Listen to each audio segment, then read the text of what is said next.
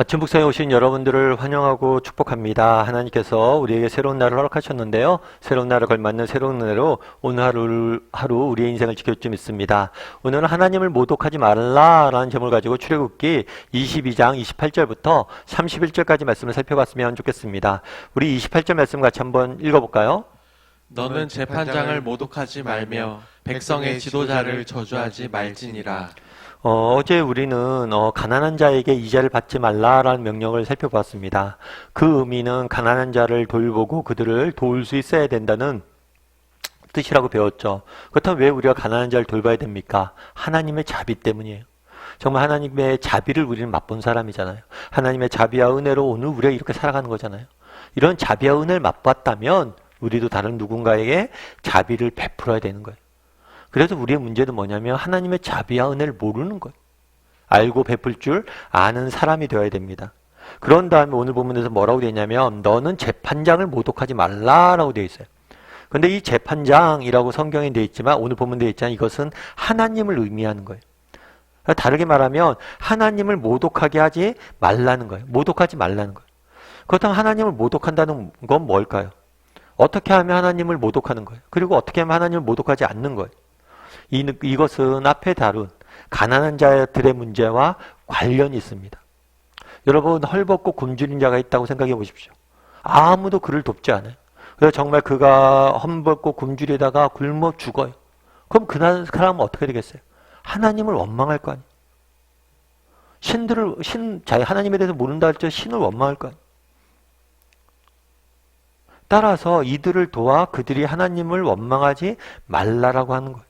다르게 말하면 우리가 다른 누군가를 돕지 않잖아요. 정말 굶주리고 굶어 죽는 사람들 돕지 않는다면 그것은 우리가 하나님을 모독하는 일이에요. 그래서 가난한 자들에 대해서 보다 적극적으로 도우라고 이야기하는 거죠. 왜 그게 하나님을 모독하는 일이에요? 그들이 하나님을 원망할 것이기 때문에. 그래서 우리는 하나님의 이름을 위해서 그들의 영혼을 위해서 사람들을 돌보라고 섬기라고 하나님은 말씀하시는 거예요. 그래서 이 섬김은 단순히 해도 되고 안 해도 되는 문제가 아니에요. 적극적으로 우리에게 주시는 명령이고 가난한 자를 돌보는 건 우리에게 적극적으로 주시는 명령이고 보다 근본적으로는 하나님을 위해서 그 사람들을 위해서가 아니라 하나님을 위해서 이 일들을 할 수 있어야 된다는 거예요. 그럼 우리는 어떠냐는 거죠. 다른 사람을 돌보는 걸 정말 하나님의 명예를 위해서 하나님을 돌보지 않는 것을 하나님을 모독하는 것이라 생각하고 적극적으로 그 사람들을 돌보려고 노력하는 사람인지 돌아볼 필요가 있습니다. 예전에 제가 미라클이라는 책을 한 권 소개해 드린 적이 있죠. 이 책 같은 경우에는 박유란 청년이 쓴 책이에요. 이 청년 같은 경우는 외국계 패션 회사에 인턴으로 있었어요. 열심히 인턴으로 있다가 정규직으로 발령이 났죠. 그래서 정규직 발령이 나서 너무나 기뻐서 친구들과 파티를 벌린 거예요. 근데 이 파티 때 사고를 당한 거죠. 술을 너무 많이 먹어서. 사고를 당해서 전신마비 진단을 받게 됩니다. 하루아침에 온몸을 쓰지 못하고 가만히 누워있게 된 거예요. 그래서 그때 정말 어머니가 정말 그 소식을 듣고 엉엉 우는데 그 모습이 아직도 기억난다고 그러더라고요. 얼마나 그렇겠어요. 정말 그렇게 이쁘게 해주신지 키운 자녀가 그렇게 쓰러져 죽었어요. 쓰러져 전신마비가 됐으니까. 그리고 다행히 조금씩 회복됐어요. 말도 할 수 있고. 그리고 나중엔 휠체어를 타고 다닐 정도로 이렇게 됐다고 그러죠.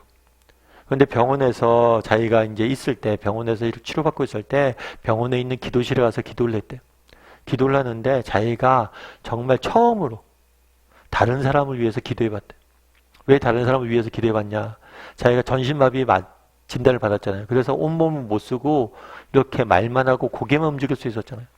그런데 자기가 같이 쓰던 병실 옆에 있던 어머니가, 다른 친구 어머니가 참 우리 아들이 저 박이처럼만 됐으면 좋겠다.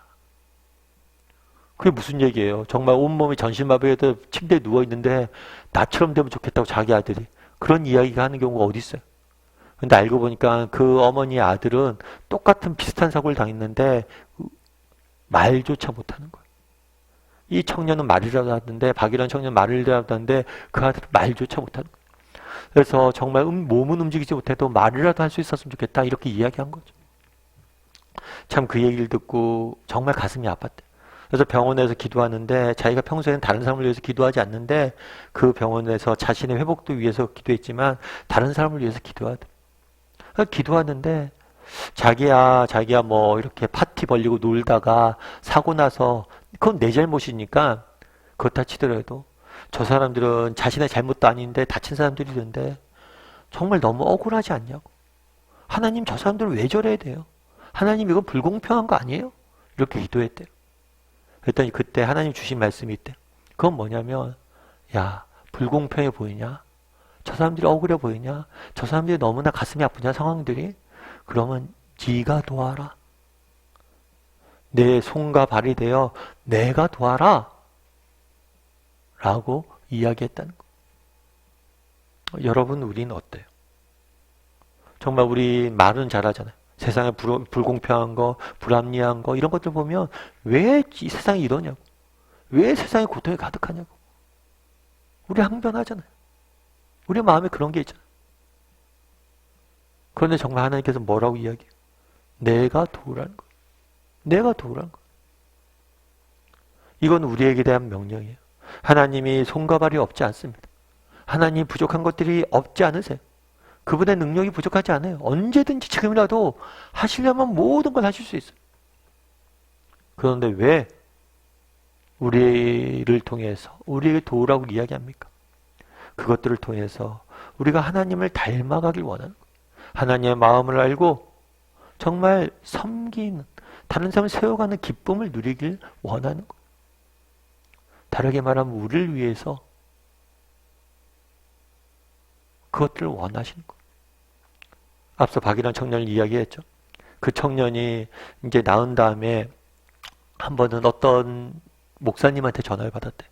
근데 이 목사님이 전화한 이유는 뭐냐, 목사님 아들도 이 청년과 똑같은 형편에 있는 거예요. 그래서 목사님이 전화하는데 눈물 흘리며 전화를 했대요. 그래서 참 그런 생각이 들 때, 우리 목사님들은 이렇게 믿음도 좋고 그래서 이렇게 흔들리지 않겠다 싶었는데 정말 자녀의 그런 상황들 앞에서 무너질 수밖에 없는 게 아버지잖아. 그래서 이 청년이 그 목사님과 통화를 한 다음에 무슨 생각이 들었냐면 그 목사님 집에 가서 그 아들을 봐야겠다. 그래서 지방에 있는데 내려간 거예요. 내려가서 그 아들을 보고 위로하고 힘을 줬다고 그러더라고요. 정말 그 형편에 있는 사람들 누가 위로할 수 있어요? 자기니까 위로할 수 있는 거죠. 그 고통을 내가 먼저 당하고 이겨냈으니까 위로할 수 있는 거죠. 그래서 이 고통마저도 의미가 있고 이 고통을 통해서 내가 다른 사람 섬길 수 있다는 걸 깨달았다는 거예요.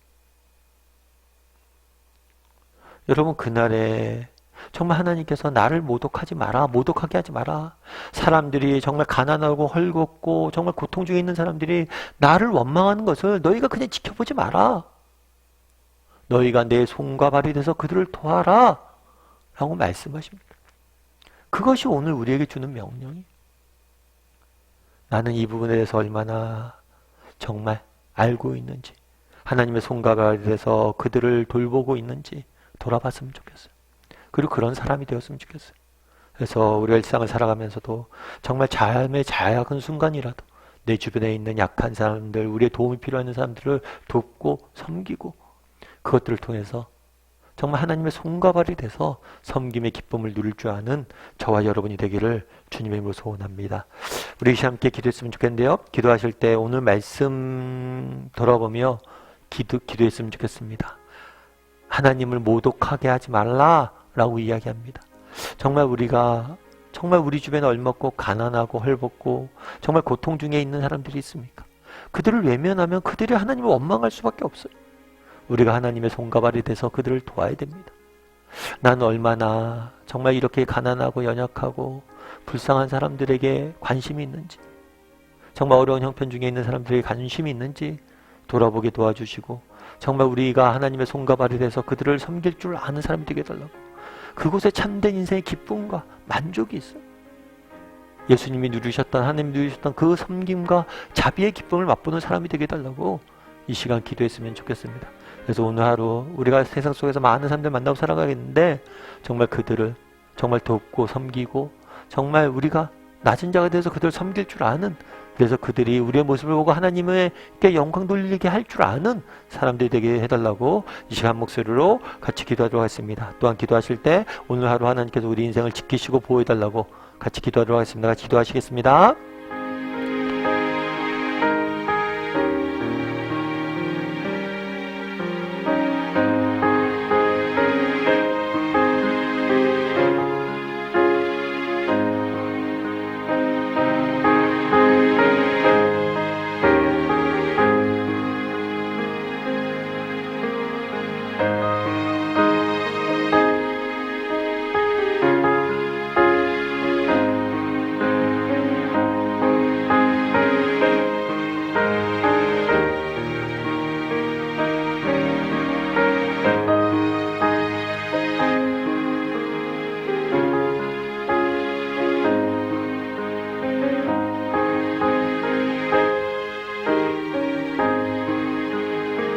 사랑의 하나님, 그날에 정말 하나님을 모독하지 말라라고 이야기합니다. 정말 우리 주변에 헐벗고 굶주리고 가난한 자들이 정말 하나님을 원망하지 말게 너희가 만들라라고 이야기합니다. 정말 우리 주변에 고통 중에 있는 사람들, 정말 그 사람들의 정말 마음을 알고 정말 하나님의 손과 발이 되어서 정말 그 사람들을 섬기고 돌볼 줄 아는 사람들이 될 수 있도록 주여 붙잡아 주시옵소서. 그래서 우리의 모습을 통해서 정말 하나님의 영광이 나타날 수 있도록, 하나님의 사랑이 증거될 수 있도록 하나님 우리를 도구로 사용하여 주시옵소서. 오늘 하루 정말 많은 사람들 우리가 만나고 같이 생활하게 되는데 한 사람 한 사람 자비의 마음으로 정말 그 중에 힘들고 어려운 사람들이 있다면 우리가 그들을 먼저 배려하고 섬기고 돌볼 줄 아는 사람들이 될 수 있도록 주여 우리를 붙잡아 주시옵소서. 오늘 하루도 세상 속에 살아가야 됩니다. 하나님, 정말 우리 중에 정말 말로 다 할 수 없는 여러 가지 힘듦과 어려움과 고통 중에 있는 분들이 있습니다. 하나님, 누구보다도 그것들 잘 아시는 분이 하나님이시 믿사오니 하나님께서 그들을 도와주시옵소서. 필요한 것들을 채워주시고 필요한 사람들을 보내주시고 필요한 은혜로 우리의 인생길을 인도하여 주시옵소서. 하나님께서 오늘도 우리와 함께 할 줄 믿사오며 모든 말씀 예수님의 이름으로 기도드립니다. 아멘.